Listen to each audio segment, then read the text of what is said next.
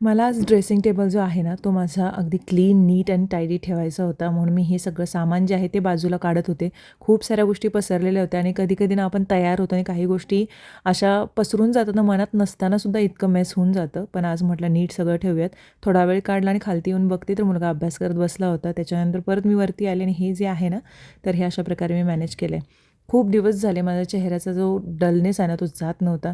कारण मी स्किन केअरकडे थोडंसं दुर्लक्ष केलं होतं. पण आता नाही, नेहमीच जे मी वापरते सोल स्किनचं collagen glass skin overnight mask ते आज मी वापरणार आहे परत. कारण त्याने जो ग्लो आहे ना, तो खूप छान येतो. त्याच्यामध्ये लो मॉलिक्युलर हायलोरोनिक ॲसिड आहे, कोलॅजन आहे, व्हिटॅमिन B3 आहे. म्हणजे चेहऱ्याला इंटेन्स हायड्रेशन प्रोव्हाइड करतं. पोअर्स मिनिमाइज व्हायला मदत होते, स्मूथ व्हायला होते स्किन आणि त्यानंतर इम्युनी सिस्टीम जे आहे स्किनचं तर ते सुद्धा ॲक्टिवेट होतं. रेडनेससुद्धा रिड्यूस व्हायला मदत होतं आणि याच्यामध्ये ॲक्टिव्ह कोलॅजन आहे जे की इलॅस्टिसिटी रिस्टोअर करतात.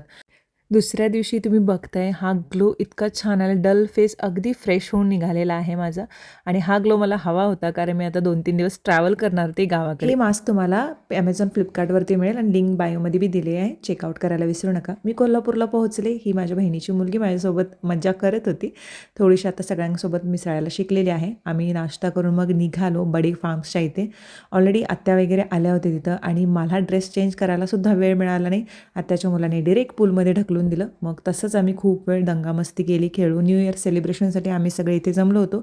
एक कझिनला आमच्या यायला जमलेलं नाही कारण तिच्या ऑफिस सुट्टीमुळे तिला ते ॲडजस्ट झालं नाही. बट बाकीचे आम्ही सगळे होतो. सो न्यू इयर सेलिब्रेशनसाठी आम्ही मस्त गेट टुगेदरचा प्लॅन बनवला होता आणि एन्जॉय करत होतो.